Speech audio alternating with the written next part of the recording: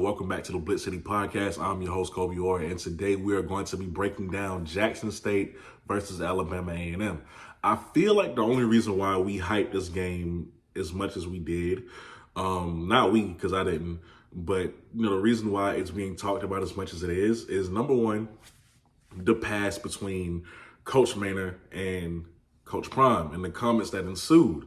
But when you look at the product that these two teams are putting on the field, ready to collide against each other, it's not comparable in any way. It's not interesting, and that's not to speak on Alabama A&M, but the product just has not been good. They look out of sync, out of balance. They don't look all together, all put together as a team. They're struggling this year. Jackson State, especially in the passing game, should do numbers. Like they should put in work.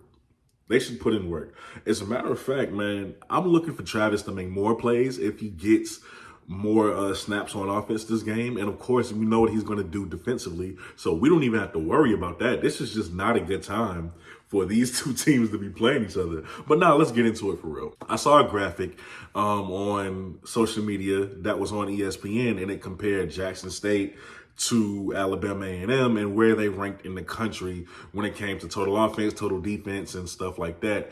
Every category, Jackson State was top 10, no lower than 7. In every ranking for Alabama A&M, they were either in the 60s or the 50s. So I said, okay, I'm going to be fair to them in this aspect because they did play 3 out-of-conference games, Austin P, Troy, I believe, and UAB. So I'm going to take that out of the equation. I said, okay, let me be fair to them. Let me look at the SWAC standings or where they stand there, how well they've been playing all season. Against the run, they're actually not that bad. They're really not that bad. But against the pass, they are 11th. They are second to last in the SWAC, and that is bad when you have to go up against a receiving core like Jackson State's. On top of that, on top of them sprinkling in Travis Hunter for a little razzle dazzle for a couple plays every now and then. I kind of feel for Coach Maynor because you brought in 13 defensive backs in the offseason to prevent this from happening, to prevent the poor defense that you've been playing, since you've been a coach. And they haven't done that. They've done the opposite. You bring in 13 defensive backs just to be second to last in the SWAC when it comes to passing defense. That has to hurt. I mean, they give up 7.3 yards a catch, over 2,000 yards this season so far, and they've given up 20 touchdowns through the air. Not to mention, they also give up 231 passing yards a game. It might be a long day through the air for those guys. And then, of course, when it comes to run defense, they're kind of middle of the pack. They're number 6, right? So they're exactly in the middle. But Sivion Wilkinson is going to do him regardless. We've seen that for the past few weeks now from defenses that are way better statistically than Alabama A&M. Sivion Wilkinson is going to get his. Offensively, Alabama A&M has not been that great passing. They've had 2 quarterbacks. I think they've used 3 this season. If I were them, I would use Quincy Casey going forward just because Quincy Casey is the most talented quarterback in your room. And if we're being honest, he should have been had his shot as the starter anyway. But because passing-wise, you have more interceptions on the season than you do touchdowns combined with both quarterbacks, you need to focus on feeding Donovan Eaglin.